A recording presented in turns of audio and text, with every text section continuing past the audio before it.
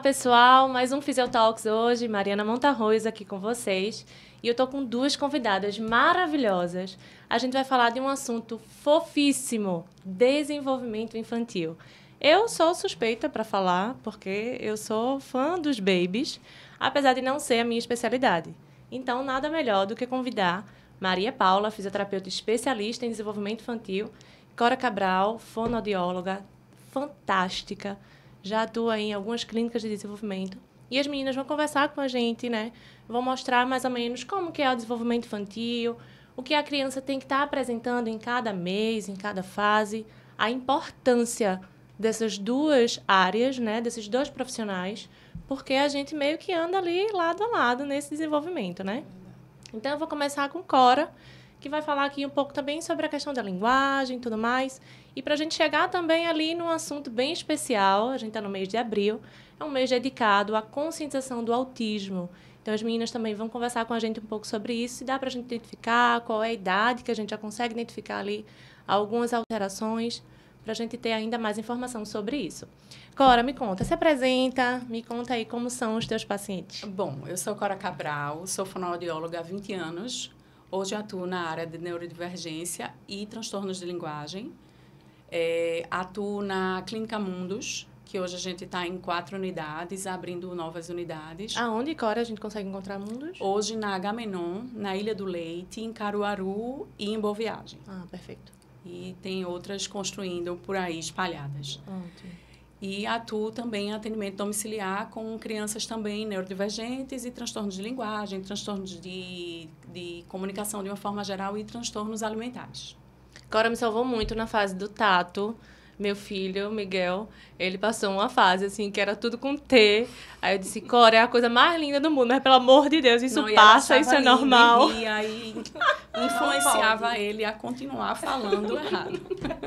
Bem por aí. Coisa de mãe. Pois é, mas aí chega a fone e diz, não, Mari, vai passar. Eu digo, então eu vou aproveitar enquanto não passou, né? Passou. Passou. Então, Tá tudo ótimo. certo. Passou na idade certa. Tá tudo certo. Bom, falando de desenvolvimento da linguagem da criança. Quando a criança nasce, por volta de 12 a 15 dias, o ideal é que, inicialmente, a gente já faça um exame auditivo, que a gente chama do exame de emissões autoacústicas, ou o teste da orelhinha. Da orelhinha, perfeito. Que a gente já previne de saber ou não futuras alterações, né? A gente precisa saber se aquela audição está funcional. Fazendo esse teste da orelhinha, espera-se seguir o desenvolvimento de comunicação normal. Como seria esse? Por volta dos 4, 5 meses, a criança, ou até antes, ele bebezinho, a gente já espera que essa criança balbucie. O balbucio, ele é chamado também de intenção comunicativa. Certo. Aquela criança testando sonzinhos, tentando imitar os sons que a gente faz. Tanto quanto a gente faz besourinho, a criança tenta imitar, a criança tenta fazer o movimento e tenta fazer o sonzinho igual que a mamãe faz, o que o papai. E a gente espera esse balbucio. Crianças muito silenciosas, atenção, né? Mas essa criança escuta, lembra que a gente já fez o teste da orelhinha lá atrás e a gente já identificou que essa criança escuta. Então, não é uma alteração auditiva. Até porque vão vir alguns reflexos, né? E até Maria Paula também pode falar um pouco depois sobre isso. Que alguns estímulos sonoros vão gerar alguns reflexos. Isso. A gente já tem uma noção se ele capta ali ou não, Ou né? não. Se assusta, se não se assusta, vira a cabecinha quando a mãe Sim. chama. Essa criança ela já tem, por volta de os 4 meses, essa condição de prestar mais atenção. Ou até antes, entendeu? De você chamar Paulinho e Paulinho virar para você. E Paulinho virar, pode não virar o pescoço, mas vai direcionar esse Acompanha olhar com para os você. olhos. Uhum. Exatamente. E então, quando esse balbucio não vem, a gente precisa ficar atento. Já estou eu falando da parte do transtorno, Sim, né? Da sim, alteração. Então, a gente espera esse balbucio por volta de 1 ano. A gente já espera primeiras palavrinhas, né? Papai, mamãe, água, dá, quer, né? Ali nos 9 até 1 ano, a gente já espera. Mesmo que no dialeto dele, né? Nem sempre eles Mesmo- conseguem falar de fato a palavra. Isso. Às Água vezes pode é ser só dadá, mãe que mamãe entende. é mamãe. E assim a gente vai decifrando o que é que ele está querendo dizer. Certo. Mas de forma funcional. Ele vê a água dele e fala dadá. Uhum. E aí a mãe, qual é a orientação? Não repetir dadá. Repetir, filho, você quer A água? palavra Tome a normal, água. isso. para estar estimulando essa criança, como é que fala aquela palavra de forma mais funcional, né? Mais correta.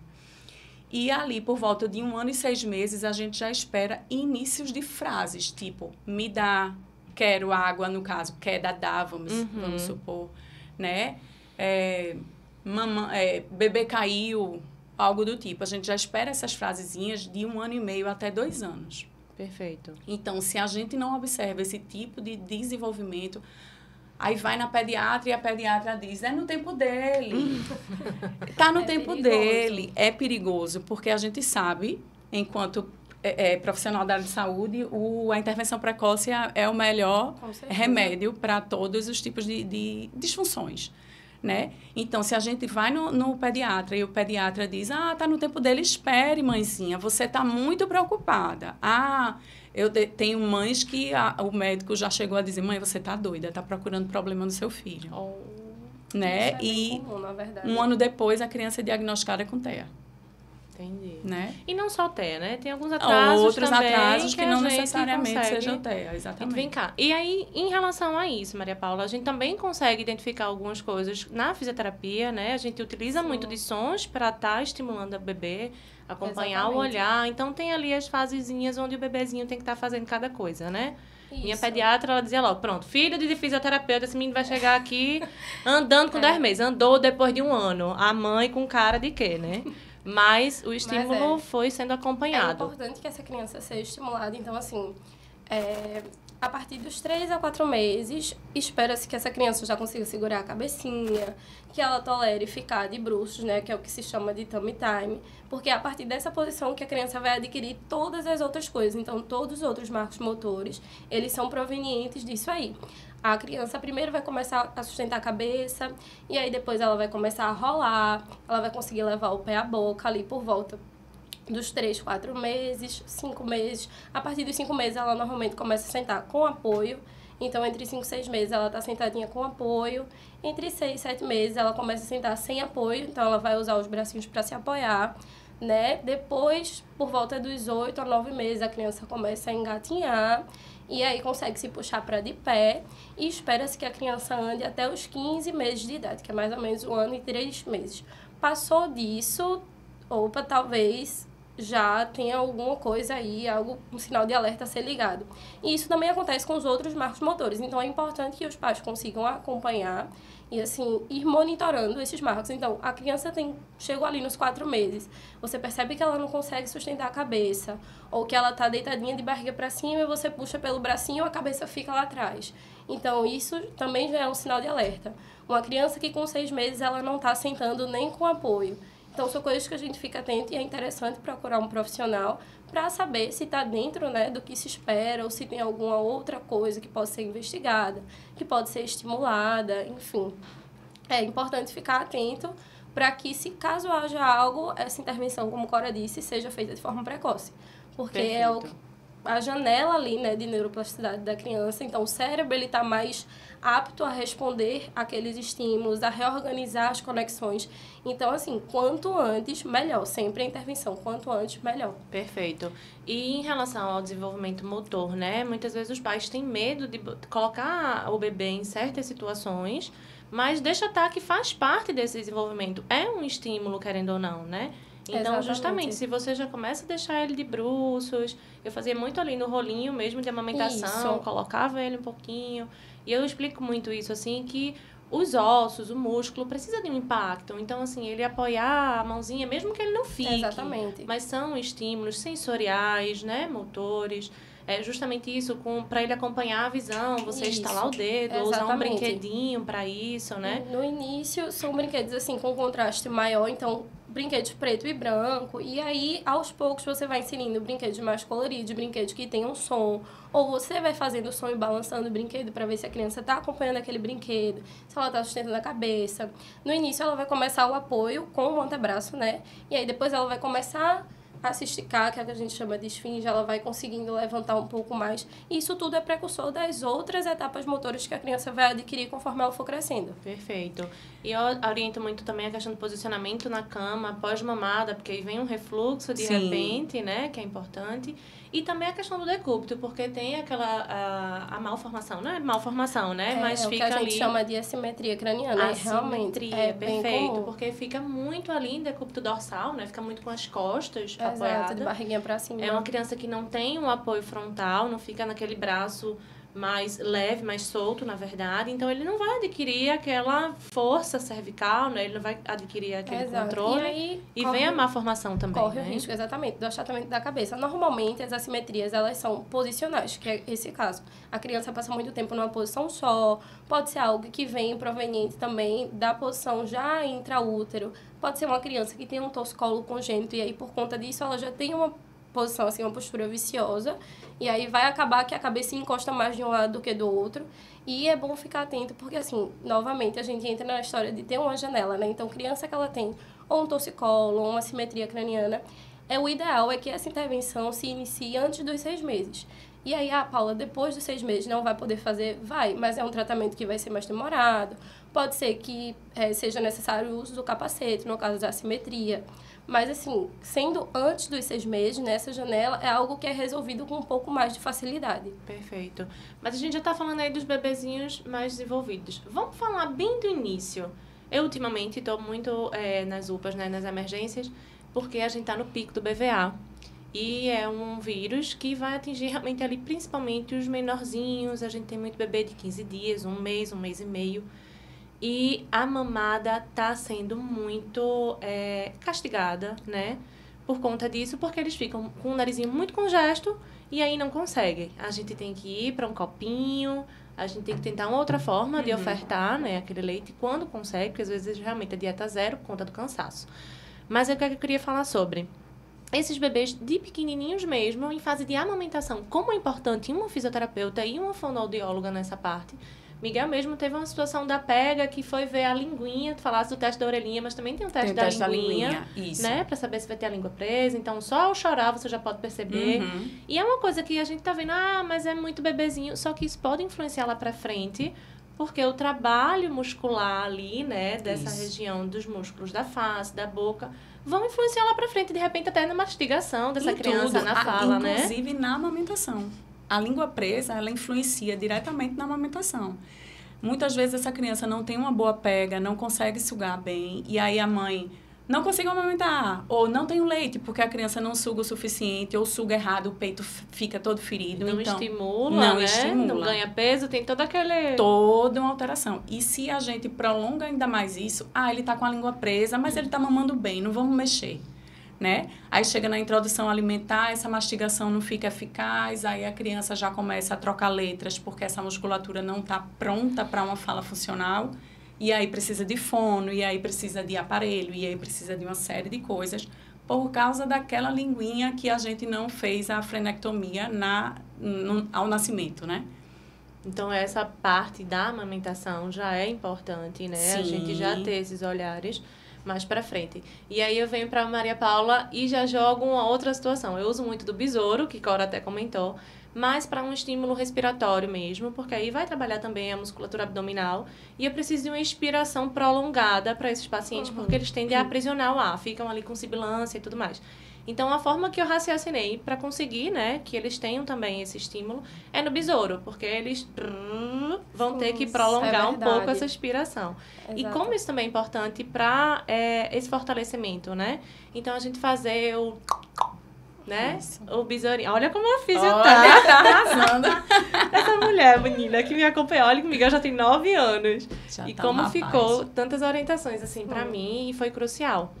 E a gente mesmo enquanto físio, eu pelo menos não sou da área, então eu não tenho muita noção. Imagina mães leigas, né? Familiares leigos desse tempo da criança. E para entenderem que tudo isso tem um porquê, tudo isso é de fato um estímulo, né? A criança tem isso como uma resposta neurológica de desenvolvimento de fases, mas é importante a gente estar sempre estimulando, né? Exatamente. O estímulo feito caso foi o que a gente estava falando, né? Sobre a questão do ficar de bruços e tudo mais. Então, assim, tudo que a criança vai adquirir ao longo da vida vem da infância. Então, se uma criança ela não adquire um controle de cabeça no tempo certo, um controle de tronco no tempo certo, lá na frente é uma criança que vai ter todas as atividades dela prejudicadas de alguma forma. Até deglutição, né? Se não tem uma força de tronco, como é que vai como começar? É que você senta para comer? Como é que na escolinha a criança senta para fazer as atividades dela? Então, toda a autonomia da criança ao longo da vida vai ser prejudicada porque ela não adquiriu o que ela precisava, motoramente falando, na época que ela devia ter adquirido, né? Que é nesse espaço. Normalmente entre 0 a 15 meses, que a criança vai paulatinamente adquirindo essas questões motoras para lá na frente ela ser capaz de ter uma vida normal, né? Sim. Tranquila. Ela não tem nenhum outro tipo de problema em relação à autonomia e independência. Sim. Vamos lá agora para um assunto, o terror das mães. Picos de desenvolvimento. Minha Nossa Senhora. Os famosos A gente fica saltos. contando os saltos, né? Porque a criança muda o horário de dormir. Porque fazia isso, depois está fazendo aquilo. Enfim. Diz pra gente mais ou menos, Paula, quais são ali os marcos, né? O que é que acontece entre um e outro, o que é que pode estar acontecendo na questão até neurológica, hormonal, né? Tem toda essa alteração. Então, como eu mencionei, né? Entre 3 e 4 meses a criança vai adquirir lá o controle de cabeça e aí é um salto de desenvolvimento. E aí, aos 6 meses, também a questão do sentar que vem é um outro salto. Entre 3 e 4 meses também a criança começa a rolar de barriga para cima para bruços, né, no caso. E aí, juntou, né, com o salto do lado da cervical. Então, normalmente, o cérebro, ele vai precisar, naturalmente, ele vai precisar se readaptar, tanto o corpo quanto as questões de conexões cerebrais vão precisar se readaptar ali, e aí isso causa uma irritação maior. Então, a criança pode ter uma alteração no apetite, uma alteração na rotina de sono, é uma criança que pode ficar mais irritadiça, mas isso tudo é uma resposta cerebral à readaptação do corpo, né? Então, aquele corpinho está aprendendo coisas novas e é normal, espera-se que a criança demonstre outras coisas em questão de humor, de rotina e tudo mais. Então, lá no sentar, no engatinhar, no andar, tudo isso são saltos de desenvolvimento e aí os pais ficam apreensivos, mas isso é normal, né? O que se espera, porque aquele corpinho está mudando, ele está reconhecendo coisas novas, então a criança naturalmente vai ficar um pouco mais irritadiça. Mas passa, Perfeito. né? Não, tudo passa. Até o próximo salto. Exatamente. Pra mim, esses saltos são forever, porque Miguel até hoje tem esses saltos, minha filha. Eu não senti Cada idade muito não- isso, não, Sério? Mari. Eu não senti. Dudu sempre foi um bebê tão tranquilo que não tinha isso, não. Eu só sentia dia de vacina. Que era Olha de só. 2 em 2, 3 em 3, não lembro, tem quando era umas fases pequenininho. bem próximas. Pronto, eu sentia de vacina. Ele tinha febre, ficava abusadinho. Mas salto de desenvolvimento... Olha, meu Deus do céu, me abençoou muito, graças a Deus. Porque Dudu Realmente. sempre foi muito tranquilo. Pois o meu veio com tudo, viu? Foi o pacote completo. Veio mesmo, veio com vontade. E assim, ainda bem que eu tinha um manejo ali e conseguia meio que passar pelas coisas, mas é bem difícil, é bem difícil. E aí, o que eu queria perguntar em relação a isso, quando a gente identificar que essas mudanças são normais ou que começa a ser realmente comportamental, né? Porque essa irritabilidade, de repente, também pode já aparecer como um comportamento diferente. Vamos entrar um pouquinho agora aí já nesse contexto, né? Quando a gente começa a identificar essas mudanças de comportamento ou não resposta, ou até resposta exacerbada a algo, para a gente, de fato, identificar ali, de ter um olhar a mais. Porque tem muita coisa, de fato, que é comum, né? A criança vai passar por aquilo. Mas qual seria, né? É uma linha muito tênue, eu sei que é. Exatamente. A gente que é profissional, às vezes, tem que olhar, assim, é uma avaliação demorada, ninguém vai conseguir avaliar do dia para noite, Não, né? principalmente Isso. bebês. E é um grupo, né? Um grupo muito profissional para fazer o diagnóstico, né? Me contem aí, conversem aí, me digam essa história. Veja, com relação ao desenvolvimento do bebê, a gente já consegue perceber algo nele bebezinho. Uma criança que amamenta e não olha para a mãe, ou até mesmo com a mamadeira, a mãe tende a olhar para a criança até na mamadeira para ver se ele está sugando bem, se ele não está se engasgando, algo do tipo. É uma criança que procura o olhar da mãe. Mas essa criança, ela pode não olhar e não ser TEA, né? A gente precisa ter muito cuidado com isso para as mães não ficarem de cabelos em pé por causa de um detalhe. Mas é esperado, sim, que essa criança faça esse contato visual com a mãe, que essa criança, quando a mãe chamar, vire a cabecinha ou vire o olho, né? Procure, tenha localização auditiva. Uma criança com TEA, até pequenininha, bebezinha ainda, ela não procura. Ela não... Ou até procura, e mais para frente já não procura mais, né? Que é o autismo regressivo. Essa criança, ela tem habilidades e depois ela perde essas habilidades, né? Com a poda neural. Então, e aí mais para frente, uma criança que não balbucia, uma criança silenciosa, uma criança muito irritadiça, muito chorona, que a mãe tá sempre preocupada, meu Deus, será que tá com cólica, com dor de cabeça, com dor de... E, na verdade, é uma criança irritadiça. Ou uma criança super silenciosa, que cai, se machuca, não é? Ou o contrário, uma criança, porque eu já vi casos de crianças que, assim, caem, batem a cabeça e não dão pio, assim. Ficam calados, não choram, não demonstram absolutamente nada, assim, em questão de fala, de expressar. Expressão de dor, às vezes, você também não vê, porque tem casos de crianças que têm esse limiar de dor um pouco mais alto, então... não demonstram, não fazem expressões de dor. Não conseguem meio que expressar os seus sentimentos, não sabem exatamente como externalizar, né? Isso. Sente a dor, mas... vai passar e a vida segue. E assim, sem noção de perigo, né, Paula? Sobe sofá, sobe cadeira, sobe... E pula, e rola. E assim, você precisa atenção, assim, redobrada. Eu tenho pacientes que são muito conscientes em relação a isso. São crianças menorzinhas, mas que têm essa consciência corporal de que, nossa, isso aqui eu não posso, coloco o pezinho, depois coloco o outro. Assim como eu tenho crianças que... são o caso que Cora acabou de mencionar, assim, vão embora e descem escada correndo e aí passam por cima das coisas. Mas aí que tá, como é que eu vou diferenciar uma criança TEA dessa forma para um hiperativo, por exemplo? Pois é. É por isso que a gente não fecha esse diagnóstico com a criança muito pequenininha. A gente precisa esperar esse desenvolvimento.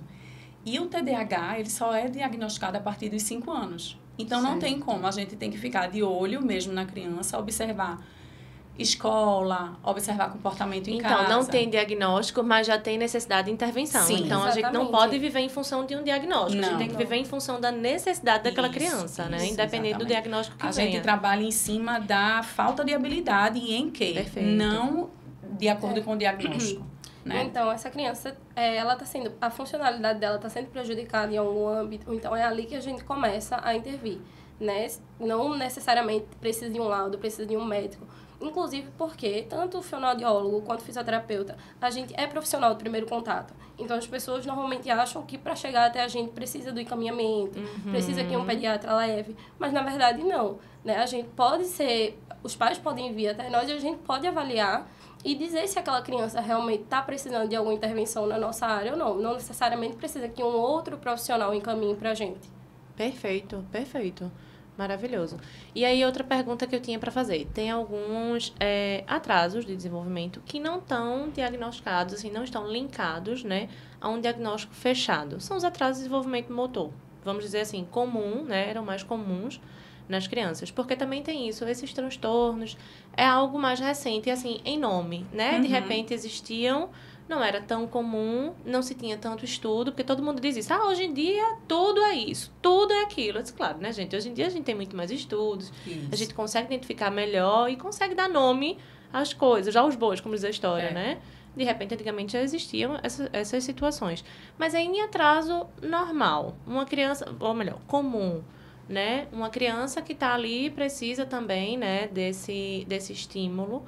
Pode procurar tranquilamente também uma clínica, um profissional, né? Não por isso que vai ter um diagnóstico lá na frente, né? Essa criança pode estar, inclusive, sendo mal... Pouco estimulada em casa. Mal estimulada. Era isso que eu queria chegar no início da conversa. Com 2 anos, chega... Cora, ele não está falando ainda, o que é que eu faço? A mãe desesperada... 1 mês de terapia, já começa as palavrinhas, a gente chama a mãe, senta no chão, mãe, tu vai brincar assim. Boa. A gente ensina essa mãe como é que vai estar estimulando em casa e a criança, ó. Exatamente. Mas aí, quando a criança não, a gente já liga Será o que tem alerta. algo? E essa questão das orientações para casa são super importantes, porque a gente passa um tempo com a criança, mas a maior parte do tempo a criança está com a família. Sim. Então, assim, a gente faz um trabalho ali, mas a gente também está sempre orientando a família do que fazer em casa, como fazer em casa. Manter esse acompanhamento, assim, chegar para os pais e perguntar, e aí, como é que ele está respondendo ao que a gente orientou em casa? Tá dando certo? Não tá dando certo? O que é que a gente pode mudar? Então, a gente trabalha muito em conjunto com essa família, porque é isso que vai garantir o desenvolvimento da criança, e não só o nosso trabalho em consultório, sabe? Perfeito. A gente consegue fazer muita coisa, mas muita coisa também precisa ser feita em casa, inclusive porque essa criança vai precisar generalizar habilidade para outros ambientes, além do ambiente da clínica. Isso. Perfeito. Isso. Eu costumo dizer que o menos importante é o meu trabalho. O mais importante é o trabalho que essa família vai fazer em casa. Com certeza. Porque eles estão muito mais tempo com a criança do que a gente. A nossa dica de ouro, então, desse programa é: procurem a fisioterapeuta, procurem a fonoaudióloga lá nos primórdios, né? Vamos já estimular esses bebês, vamos já ter orientações enquanto pais mesmo. A gente só procura um pediatra, né? Vai direto no médico. Mas é tão importante também, já tem tantos profissionais aí super capacitados, né? A gente já tem tantas metodologias, tantos materiais mesmo, né? São brinquedos para cada faixa etária, então a gente consegue orientar até isso. Hoje em dia com essas telas, é tanta coisa que tem para a gente oferecer com as crianças para desenvolver, né, elas. Até mesmo, como é que eu posso dizer? Estrutura mesmo, assim, uma cadeirinha, né? Um troninho, Exato. uma coisinha que vai fazer com que aquela criança fique ali naquele ambiente. Então, tudo isso vai estimulando e vai proporcionando esse desenvolvimento, né? Com um olhar também bem mais específico, né? Exato. E aí, você mencionou a questão das telas e a gente volta para o que Cora falou, que às vezes são crianças que passam muito tempo, né, tendo acesso a telas, e aí o tempo todo de YouTube, de desenho. E não é que a criança não possa ter acesso a isso, mas o ideal é que até os 2 anos, pelo menos, a criança tenha mais acesso a outros tipos de diversão, vamos dizer assim. Então, E a outras pessoas. Ele precisa ter esse contato para a comunicação sair. Se eu ficar só na tela, ele não eu vou precisa se comunicar comunicar. o quê? Pra verdade. quem? E eu ia dizer agora, até o tipo do programa que eles consomem, né? Porque hoje em dia os desenhos muito acelerados, muitos estímulos, isso para uma cabecinha que está em desenvolvimento já vai ser, né? Exatamente. Uma bomba relógio, né? Isso. Eu acho que tudo depende do tempo que a criança passe na tela. Exatamente. Né? 30 minutinhos, 20 minutinhos, uma criança menor de 2 anos, tá bom. O que ele ele já absorveu dali o que era interessante para ele. Uma musiquinha com as vogais, uma musiquinha com os números, né? Coisas que vão ser produtivas para ele. Meia horinha, 20 minutos já é mais do que suficiente. A partir dali, ele já não vai mais absorver o que é importante para ele. Lembrando ele que vai ficar lá sem outro. Mesmo nessas musiquinhas, existem livrinhos que Existem cantam, livro, mas que precisa da tocam. mamãe, entendeu? O livrinho precisa da mamãe. É verdade. Né? E a mamãe, ela tem um monte de coisa para fazer. Verdade, né? verdade. E aí deixa a criança com a tela. E eu digo assim, tudo bem, mas se você conseguir sentar com ele 5 minutos por dia, é o que você está podendo dar para ele. Sente com ele, é importante essa construção, né? Essa interação. Ele precisa do outro para aprender a se comunicar. A criança, ela aprende por imitação. Isso. Se eu não vejo o outro fazer, eu não vou fazer. É aquela história, é muito mais o exemplo do que, né? Exatamente. Eles vão adquirindo o que aquele espaço, o que aquele ambiente está mostrando para eles, né? Exatamente. E aí, com isso vem tudo, né? A questão motora, a questão de fala, a questão de habilidades sociais. Tudo isso entra no conjunto da interação com os pares, né? Que são crianças da mesma idade. Ou com pessoas mais velhas, com a mãe, com o irmão, com o pai. Tudo vai vir daí. Perfeito. Até uma conscientização também, né? Hoje a gente está num mundo tão corrido. Inclusive, é uma geração, assim, que está tendo filhos mais velhos. Eu tive filho aos 25 anos, tive bem nova. Mas, assim, você vê que o pessoal está postergando um pouco mais. Nós somos adultos jovens. Mas essa situação de uma vida acelerada... Então, assim, poxa, se coloquem em lugar de pais e mães. Aproveitem, como a gente falou no início. Passa muito rápido, né? É uma questão de um bebê de 1 mês, de repente você piscou o olho em 3 meses, ele já está fazendo uma outra coisa, a carinha já mudou, né? Já é outra situação, então vivam cada fase, aproveitem cada fase. Tem coisa que cansa, mas tudo passa, esse é o jargão das mães. Tudo passa e dá saudade. Dá saudade. Então, para depois... 11, eu já tô sentindo muita saudade dele com 4, 5 anos. Para depois a gente não sofrer da saudade demais. Agora o problema é já vindo namorada e etc. Olha, não vamos falar sobre isso. Vou precisar convidar uma psicóloga aqui. É. A próxima convidada será uma psicóloga pra gente ir Ele já levou flores pra namoradinha dele da escola. Isso. É mais ou menos sobre isso. Esse não é um assunto de Não, hoje. não é. Não vamos falar sobre isso, que eu deprimo. A mãe desesperou ali um pouco. Meninas, é isso. Meu Deus, que conversa maravilhosa. Foi muito além do que eu esperava, mas eu sabia que ia dar super certo. Admiro demais o trabalho das duas. E me coloco à disposição o programa também de vocês. Se de repente vocês sentirem necessidade de um espaço, né? Se vocês quiserem trazer pra gente também alguma outra novidade. É algo que está ainda em desenvolvimento, né? Estão tendo muitos estudos. Inclusive, teve uma pesquisa também há pouco tempo, falassem em tela, em celular, que tiraram das crianças e as crianças vieram falar como se sentiram depois desse momento que ficaram tanto tempo sem celular e voltaram a ser crianças e tiveram atividades, brincaram e conseguiram conversar mais com os coleguinhas. Então, eu acho que hoje em dia a gente está num tempo que a gente precisa muito disso também, né? Se sentir mais humanos, porque a tecnologia está aí afogando todo mundo e está trazendo as respostas, né, desses atrasos, porque somos humanos e a gente responde ao natural. A gente não responde ao artificial, né? Então, a gente não pode deixar isso tomar conta, né, da nossa geração no geral. Então, é isso. Estamos aqui, o microfone é aberto para vocês, tá? Eu queria só que vocês dissessem aí o Instagram, onde a gente encontra, se alguém quiser marcar uma consulta com vocês, como é que a gente encontra vocês. Eu já sei. Já aperrei muito Cora. Paula, daqui a pouco eu vou estar por aí também. Pode ficar à vontade. E aí vão dizendo pra gente como é que a gente encontra vocês. Bom, pode falar comigo pelo Instagram profissional. O nome é @chama_a_fono ou pelo telefone que é o 99770-0898. Perfeito. Manda uma mensagenzinha que a gente conversa. Vou deixar um linkzinho aqui no vídeo. Perfeito. Pronto, no meu caso, da mesma forma, né? No Instagram é @fisiotiapaula e lá na bio do Instagram já tem um link clicável que vai direto pro meu WhatsApp. E aí, a via de contato, né? Se é pelo Instagram, se é pelo WhatsApp, fica a critério de quem quiser entrar em contato, mas eu tô sempre por lá, é só chamar que a gente conversa. Maravilhoso. As meninas têm muitos vídeos, postagens bem interessantes. Eu vou estar também repostando aqui no Physiotalks, a gente trazer um pouco mais esse assunto todo. E agradecer do fundo do coração. A gente que agradece. Foi muito maravilhoso, de verdade. Obrigada por aceitarem o convite. Né? Foi bem... É bom falar, né, fato, sobre isso. Foi uma conversa. E é tão gostoso quando a gente fala com outros profissionais e a gente vê, de fato, entende como está tudo interligado, né? E a gente trazer essa conscientização, tudo mais. Enfim, é esse realmente meu objetivo aqui com o Physiotalks. Botar a físio para falar, mas trazendo muita gente para falar também. Foi ótimo, muito obrigada. Gente, muito obrigada pela audiência de vocês. Foi mais um programa do Physiotalks. Aguardo vocês para a próxima. Tchau, tchau. Tchau, tchau.